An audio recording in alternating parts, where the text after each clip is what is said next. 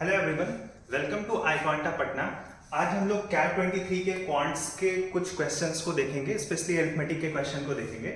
और एक्चुअली में कैट में सारे क्वेश्चन डिफिकल्ट ही नहीं आते हैं, आसान क्वेश्चन भी आते हैं। वैसे कैट 23 के स्लॉट 1 के सारे क्वेश्चन मैं ले रहा हूँ, तो आपको पता लग जाएगा कि हम लोग क्लास में अभी तक क्या किए हैं और क्या उस पैटर्न का क्वेश्चन हमने किया है या नहीं किया है। तो कैट 24 में भी फिर से वैसा ही क्वेश्चन आने वाला है। कोई ज़रूरी नहीं कि सारे के सारे क्वेश्चन डिफिकल्ट आएंगे। आपको थोड़ा काम रहने की ज़रूरत है।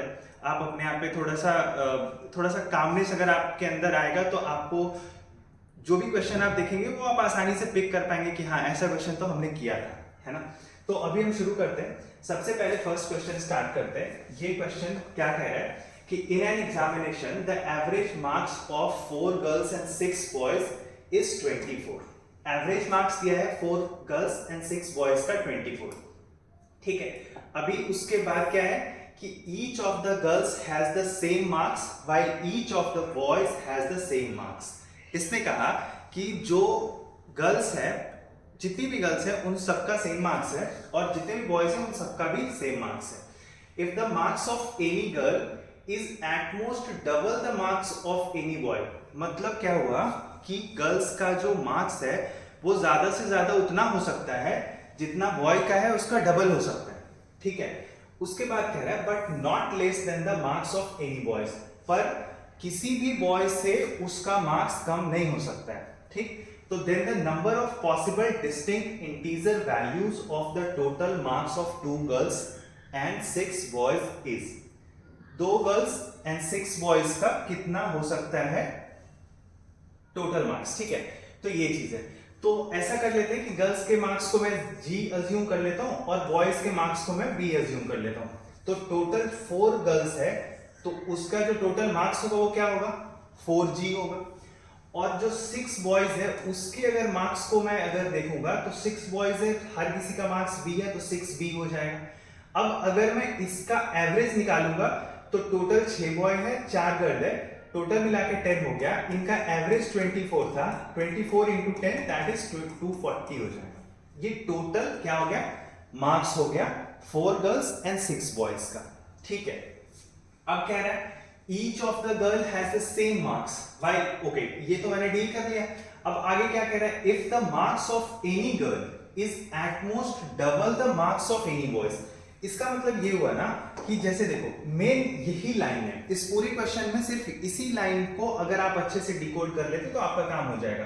गर्ल्स का जो मार्क्स है वो क्या बोल रहा है, if the marks of girl is at most double the marks of any boy, मतलब ये ज्यादा से ज्यादा बॉय के मार्क्स से डबल हो सकता है या उससे छोटा होगा, उससे ज्यादा नहीं होगा।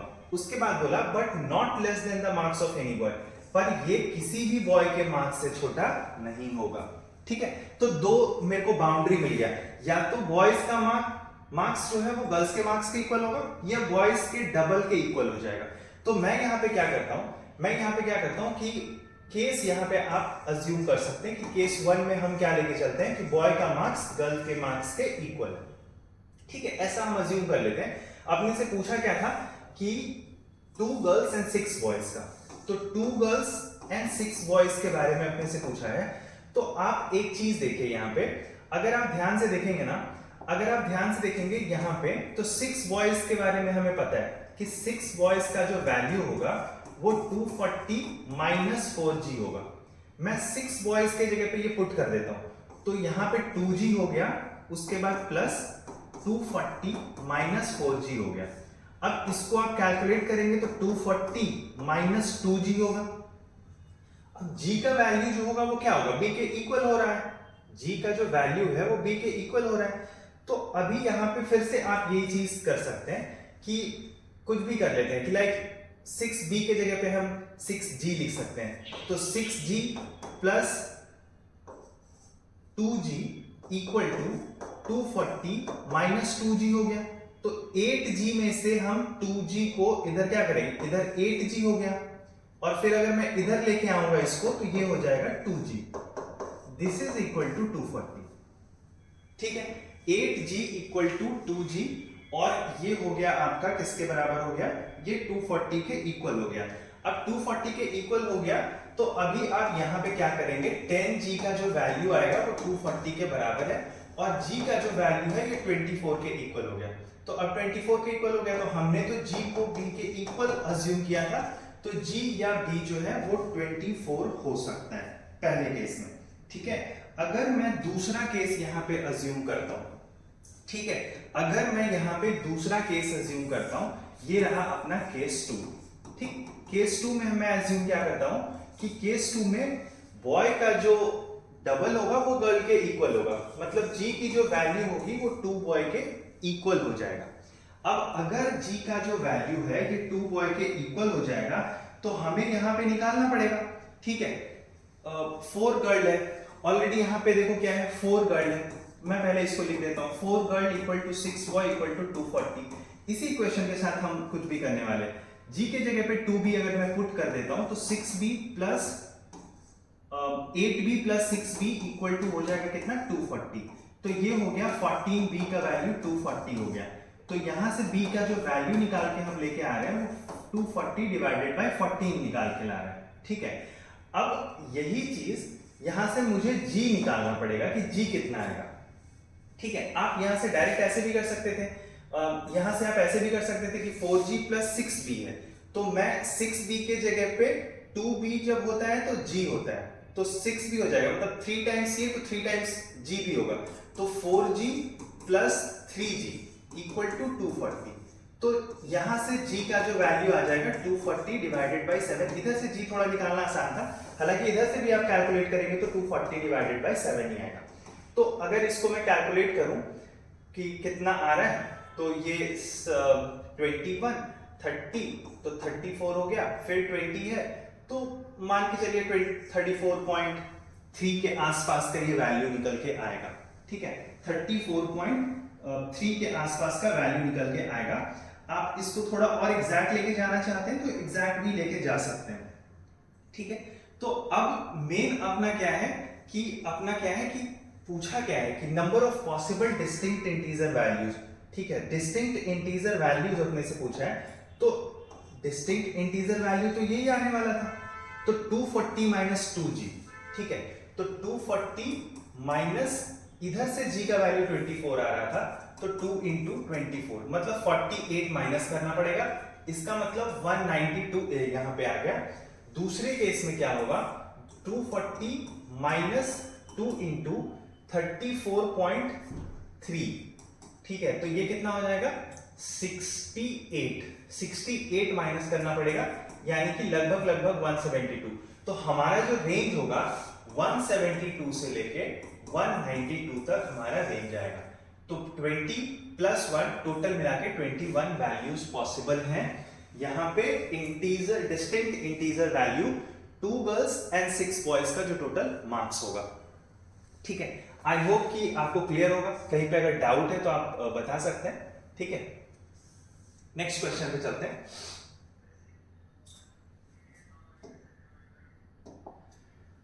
ओके, ये क्वेश्चन कह रहा है ना कि a mixture P is formed by removing a certain amount of coffee from a coffee jar and replacing the same amount of cocoa powder.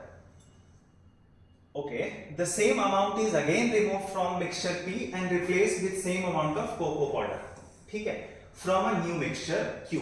Okay, नया mixture बन जाता है। If the ratio of coffee and cocoa in the mixture Q is 16:9 है, ठीक है, then the ratio of cocoa in mixture P to that in mixture Q कितना होगा, ये अपने से पूछा है। तो पहले इसमें मुझे ये देखना पड़ेगा ना कि P जो है ना वो कब बनता है, जब हम रिमूव कर लेते हैं। ठीक है, जब हम रिमूव कर लेते हैं तो शुरुआत में तो हमारे पास ओरिजिनली है अपने पास सारी चीजें। अब क्या है कि mixture P remove certain amount, तो सर्टेन अमाउंट के बारे में अपने को पता नहीं है, यही चीज अपने से 2 बार की गई है। ठीक है, तो जब 2 बार की गई है तो अपना जो वैल्यू निकल के आता है वो 16 और 9 है। क्या अपने पास 16 जो है मिक्सचर क्यू में 16:9 हो जाता है कॉफी एंड कोको, तो कॉफी 16 है, टोटल 25 में से। तो अगर आप इसको कैलकुलेट करेंगे तो 1 माइनस x इक्वल टू 4/5 हो जाएगा। कैलकुलेट कर लेते हैं, 5 माइनस 5x इक्वल टू 4 हो गया। तो अगर मैं इसको इधर लेके आ जाऊंगा तो ये हो जाएगा 5x, मतलब x का जो वैल्यू है 1/5 है। तो अपने पास कोको कितना था, कोको था P में, ये जो पार्ट है ये P में कोको था, ठीक है, ये था 1/5। अब जो फाइनल मिक्सचर है उसमें कोको कितना है, जो Q है, Q में कोको कितना है, 9 पार्ट है आउट ऑफ टोटल 25। अपने से पूछा है ratio of P to Q, तो ये है P और ये है Q, इनका रेशियो अपने से पूछा है। तो शुरुआत में 1/5 था, अभी अपने पास 9/25 हो गया है, तो 1/5 इंटू 25 डिवाइडेड बाई 9, तो 5 से 5 हम कैंसिल कर रहे हैं, तो 5:9 है हमारे पास, ऑप्शन नंबर 3, ठीक है। तो ये हमसे पूछा था कि शुरुआत में जो कोको था P में और लास्ट में जो मिक्सचर Q बना है उसमें उन दोनों का रेशियो पूछा था, तो हमारा जो आंसर आएगा वो 5:9 आ रहा है, ठीक है। आई होप क्लियर होगा, कोई डाउट नहीं है, ठीक है। तो ये मिक्सचर का क्वेश्चन था, इसके पहले भी जो क्वेश्चन हमने किया वो एवरेज का क्वेश्चन था, तो एक चैप्टर से अभी तक हम 2 क्वेश्चन देख चुके हैं, ठीक है। नेक्स्ट क्वेश्चन पे चलते हैं। नेक्स्ट क्वेश्चन जो कह रहा है वो ये कह रहा है कि salaries of 3 friends Sita, Gita and Mita are initially in the ratio 5, 6 and 7 respectively. In the first year they get salary hikes of 20%, 25% and 20% respectively. In the second year Sita and Meeta get salary hikes of 40% and 25% respectively, and the salary of Geeta becomes equal to mean salary of 3 friends. Okay, Gita का जो salary है वो mean salary of 3 friends था। Salary hike of Gita in the second year अपने से पूछा है कि गीता का सैलरी सेकेंड ईयर में कितना हाइक हुआ, ठीक। तो कर लेते हैं, बहुत ही आसान क्वेश्चन है। सीता, गीता एंड मीता तीनों को मैंने ले लिया, ये है 5 यूनिट, ये है 6 यूनिट, ये है 7 यूनिट। फर्स्ट ईयर में सैलरी 20% इंक्रीज हुआ। 20% इंक्रीज होने का मतलब क्या होता है कि 5 से यूनिट वो 6 हो गया। फिर इसमें 25% का सैलरी हाइक हुआ है, मतलब 1.5 यानी 7.5 हो गया होगा सैलरी। फिर 20% का सैलरी इंक्रीज हुआ है, 20% का सैलरी इंक्रीज हुआ है, तो ये 1.4 इंक्रीज होगा, तो 8.4 हो गया, ठीक है। सेकेंड ईयर में Sita and Mita get salary hike. Second year में सीता की सैलरी हाइक हुई है, कितना, 40%। 40% का मतलब 2.4 इंक्रीज हो गया, तो 8.4 हो जाएगा, ठीक है, 8.4 हो जाएगा। अब मीता का सैलरी हाइक हो गया 25%, तो मीता का सैलरी 25% हाइक हो गया, मतलब 1/4 हाइक कर देंगे, तो 1/4 मतलब 2.1 सैलरी हाइक हो जाएगा, तो 9.5 हो गया सैलरी इंक्रीज सैलरी। और salary of Gita becomes equal to the mean salary of 3 friends. तो मीन सैलरी ऑफ 3 फ्रेंड्स का मतलब क्या हुआ कि इन लोगों का मैं क्या कर दूंगा 8.4, ठीक है, 8.4 और 9.5 कितना हो गया 17 और 17.8, 17 पॉइंट कितना हो गया 8 हो गया। तो ओके, एक मिनट, ये 10.5 है, ये 10.5 है, तो 18.9 हो गया। ये 18.9 डिवाइडेड बाय 2 मतलब 9.45, मतलब गीता की जो सैलरी हो गई है वो 9.45 हो गई है। तो 7.5 से सैलरी इंक्रीज होके 9.45 हो गया है। तो अपने से पूछा salary hike of Gita in second year कितना है, तो सेकेंड ईयर कितना है 9.45 इंक्रीज सैलरी है 7.5 से। अगर आप इसको कैलकुलेट करेंगे तो 1.26 आएगा, और ये मुझे बताएगा क्या कि 26% की सैलरी है, ठीक है। ये मुझे क्या बताएगा कि 26% की सैलरी है। कोई डाउट है तो अभी बताइए, ठीक है। 25% सॉरी, यस 25% की सैलरी है, ठीक है। तो इसमें कौन सा ऑप्शन हो जाएगा, ऑप्शन नंबर 3 हमारा इसका आंसर हो जाएगा, ठीक है। नेक्स्ट क्वेश्चन पे चलते हैं। नेक्स्ट क्वेश्चन पे कह रहा है कि Gita sells 2 object A and B at the same price such that she makes a profit of she makes a profit of 20%। 20% का मतलब क्या होता है? +1/5 on object A and 10% on object B. इस पे लॉस हो रहा है उसको। तो हम दो ले रहे हैं यहाँ पे, एक ए है दूसरा बी है। इसमें 5 के प्रोडक्ट को 6 पे बेच रही है, जबकि बी वाले को 10 का प्रोडक्ट 9 पे वो सेल कर रही है। अब दोनों का selling price, if see increase the selling price such that object A and B are still sold at an equal price. Okay, पहले तो एक काम करते हैं कि इस चीज को कंफर्म कराते हैं कि सेम प्राइस पे उसने सेल किया है।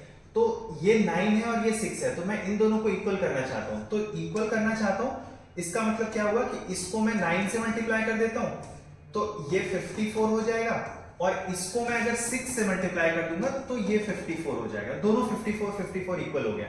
तो ये वाला पार्ट 60 हो गया और ये वाला पार्ट कितना हो गया? 45 हो गया। ठीक है, 45 और 54। अभी फिर कहा गया कि अगर वो सेलिंग प्राइस ए और बी का अभी भी इक्वल रखती है, जबकि बी पे उसको 10% का प्रॉफिट हो जाता है। बी पे 10% का प्रॉफिट होने का मतलब क्या हुआ? बी पे 10% प्रॉफिट होने का मतलब क्या हुआ कि वो 66 में सेल कर रही होगी, तभी बी पे 10% का प्रॉफिट आएगा। ए को भी 66 में सेल करना है, मतलब 45 के प्रोडक्ट को 66 में वो सेल करेंगी। ओके, तो profit made on object A will be nearest to. ठीक, तो यहां से कितना हो गया? 15 + 6 21 का हमें प्रॉफिट हो रहा है। तो 21 यूनिट का प्रॉफिट होगा 45 में, इंटू 100 कर दो। ठीक, तो ये हो गया 9 × 5, ये हो गया 20 × 5। तो ये कितना हो गया? 4 × 20, 420 डिवाइडेड बाय 9। तो अगर आप इसको कैलकुलेट करेंगे तो 9 × 9 × 4 36, 60 हो गया। तो 46.66% आ रहा है। नियरेस्ट आंसर कौन सा है? 47%। ठीक है, आई गेस कि ये क्वेश्चन बहुत ज्यादा मुश्किल नहीं है। अगर आप लैंग्वेज को एक बार समझ जाते हैं, डिकोड कर लेते हैं, तो बहुत आसानी से आप इसको सॉल्व कर सकते हैं। ओके, हम लोग नेक्स्ट क्वेश्चन पे चलते हैं। ठीक है, आई होप कि ये क्लियर हो गया होगा। ओके, ये जो क्वेश्चन है टाइम स्पीड डिस्टेंस का क्वेश्चन है। क्वेश्चन में क्या कह रहा है कि Arvind travels from town A to town B and Survi from town B to town A, both starting at the same time along the same route. ठीक है, after meeting each other, Arvind takes 6 hours to reach town B, while Survi takes 24 hours to reach town A. Okay, तो यहां से A and B लेते हैं, ये A है और ये B है, और फिर दोबारा हम क्या करते हैं? फिर से एक A और B लेते हैं। यहां पहले वाले में कह रहा है कि अरविंद चलना शुरू किया, दूसरे में सुरभि ने चलना शुरू किया। अब 6 घंटे इसको लगते हैं आफ्टर मीटिंग। अरविंद को 6 आवर्स लग रहे हैं आफ्टर मीटिंग, और सुरभि को आफ्टर मीटिंग 24 आवर्स लग रहे हैं। दोनों मिल गए। अब मिलने के बाद इसका मतलब दोनों ने सेम टाइम पे चलना शुरू किया, तो किसी सर्टेन टाइम पे मिल रहे हैं। तो मैं इसको क्या कह सकता हूं? तो मैं इसको क्या कह सकता हूं कि इसको भी टी टाइम लग रहा था, इसको भी टी टाइम लग रहा था। तो टी की जो वैल्यू हम यहां से निकाल के लेके आते हैं, 24 × 6 लेके आते हैं, और ये 144 आ गया। ठीक, तो ये 12 आवर्स, मतलब जब दोनों ने चलना शुरू किया था तो 12 आवर्स लगे उन दोनों को मीटिंग में। ठीक है, 12 आवर्स लगे। अब 12 आवर्स लगने के बाद अपने से पूछा क्या गया कि Arvind travel 54 kilometre per hour, तो डिस्टेंस बताना है। तो सिंपल है, अरविंद ने कितना डिस्टेंस ट्रैवल किया? तो अरविंद को पहले 12 आवर्स लगे यहां पहुंचने में, फिर 6 आवर्स लगे, मतलब टोटल मिला के उसको 18 आवर्स लग रहे हैं। स्पीड उसका कितना था? 54 किलोमीटर पर आवर था। 18 × 50 हो गया कितना? 972 किलोमीटर उसको इन टोटल ट्रैवल करना पड़ा। ठीक है, बहुत इजी क्वेश्चन है। इस पैटर्न पे कैट बहुत बार क्वेश्चन पूछ चुका है। कैट 22 में भी मोर और लेस इस कॉन्सेप्ट पे क्वेश्चन पूछा था, तो ये बहुत ज्यादा इंपॉर्टेंट कॉन्सेप्ट हो जाता है, एक बार आपको रिवाइज करना चाहिए। ठीक है, नेक्स्ट चलते हैं। क्वेश्चन क्या कह रहा है इस बार कि the amount of job that Amal, Sunil and Kamal can individually do in a day are in harmonic progression. तो अमाउंट ऑफ जॉब जो है वो अमल, सुनील और कमल का हार्मोनिक प्रोग्रेशन में, ठीक है, हार्मोनिक प्रोग्रेशन में। तो उसके बाद बोल रहा है Kamal takes twice as Amal to do the same amount of work, ठीक है। तो वर्क डन पहले दिया गया कि वो एपी में है, अगर वर्क डन एचपी में है, वर्क डन एचपी में होगा तो हमारा जो नंबर ऑफ डेज है वो एपी में हो जाएगा, ठीक। तो अभी अपने से क्या बोला कि Kamal takes twice as much time as Amal. तो अगर मैं टाइम की बात कर रहा हूं तो कमल जो है वो ट्वाइस टाइम ले रहा है किससे, अमल से, और इनका ये जो है एचपी में है। तो यहां पे एस के बारे में मैं निकाल सकता हूं कि 1 + 2 डिवाइडेड बाय 2 दैट इज कितना हो जाएगा, 1.5 हो जाएगा। तो मैं डेसिमल को अवॉइड करना चाहता हूं, तो इसको मैं ये कह रहा हूं कि 2, 3 एंड 4 है इनका टाइम। तो एफिशिएंसी मुझे निकालनी पड़ेगी, एफिशिएंसी रिवर्स होता है 1/3, 1/4 ऐसा करके हो गया। अब इसमें क्या हुआ कि इसको मैं 12 से मल्टीप्लाई कर देता हूं, 12 से मल्टीप्लाई कर देता हूं। जैसे ही मैं इसको 12 से मल्टीप्लाई करूंगा तो ये हो गया 6, ये हो गया 4 और ये हो गया 3। एफिशिएंसी निकल के आ गया कमल, सुनील और अमल का। अब कह रहा है कि कमल, आगे बढ़ते हैं, Amal and Sunil work for 4 days and 9 days। मतलब अमल ने 4 days वर्क किया तो उनकी एफिशिएंसी 6 थी, तो 6 × 4 प्लस फिर 9 days वर्क कर रहा है सुनील, तो सुनील 9 days वर्क कर रहा है तो दिस, और रिमेनिंग को 16 days में कमल फिक्स कर रहा है। तो 3 × कितना हो गया, 16। टोटल हम निकाल लेते हैं कि टोटल कितना यूनिट वर्क था। 24 + 36 प्लस कितना हो गया, 48। तो ये हो गया कितना, 40, 60, 108 यूनिट टोटल वर्क है।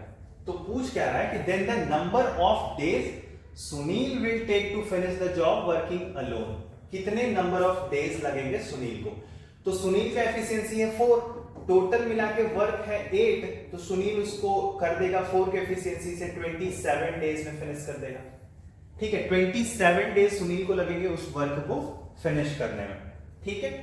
आई होप कि क्लियर होगा, बहुत इजी क्वेश्चन है, ठीक। नेक्स्ट क्वेश्चन पे चलते हैं। नेक्स्ट क्वेश्चन क्या कह रहा है, Anil invests 2200 for 6 year in a certain scheme, ठीक है।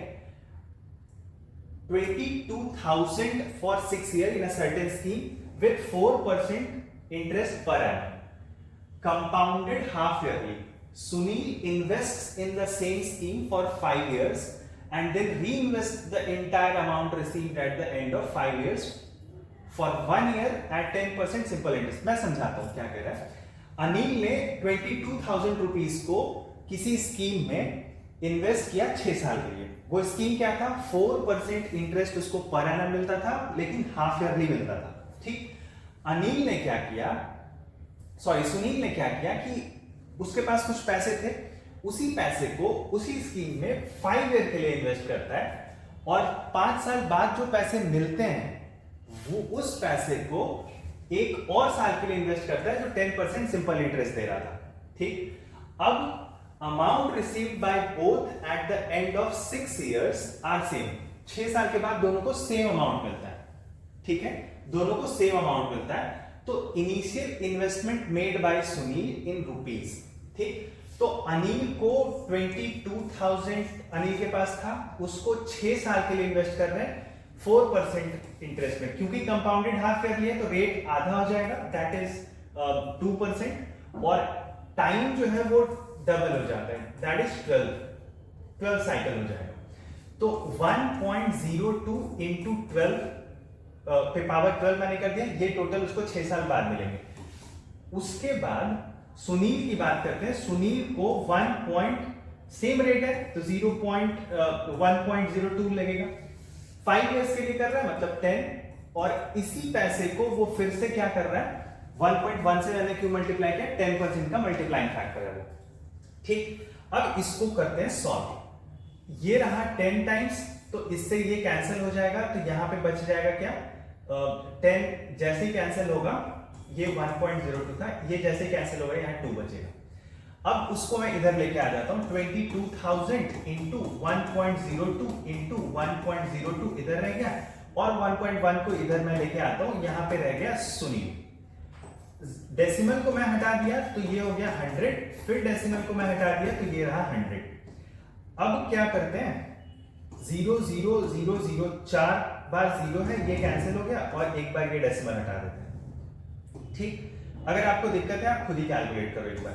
11 से ये कैंसिल हो गया 2 टाइम्स, तो बच क्या गया 102 इंटू 102 इंटू 2। अब इसको आप अगर कैलकुलेट करोगे तो 10404 आएगा इंटू 2, मतलब क्या है 2808। This is the correct answer. Sunil के पास कितना अमाउंट था, 20808, ये सुनील के पास अमाउंट था। ठीक है, तो ये भी इजी क्वेश्चन की कैटेगरी में है। 10 क्वेश्चन अगर आप अच्छे से समझ लेंगे तो बहुत आसानी से सॉल्व हो सकते हैं। ठीक है, नेक्स्ट क्वेश्चन पे चलते हैं।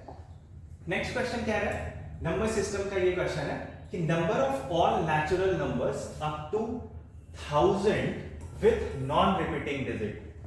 सारे नेचुरल नंबर की बात कर रहा है, इसका मतलब किसी भी कंडीशन में रिपीट नहीं होना चाहिए। तो हमारे पास जो नंबर आएंगे वो या तो सिंगल डिजिट के नंबर हो सकते हैं, या 2 डिजिट के नंबर हो सकते हैं, ठीक है, या फिर 3 डिजिट के नंबर हो सकते हैं, 3 डिजिट के नंबर हो सकते हैं।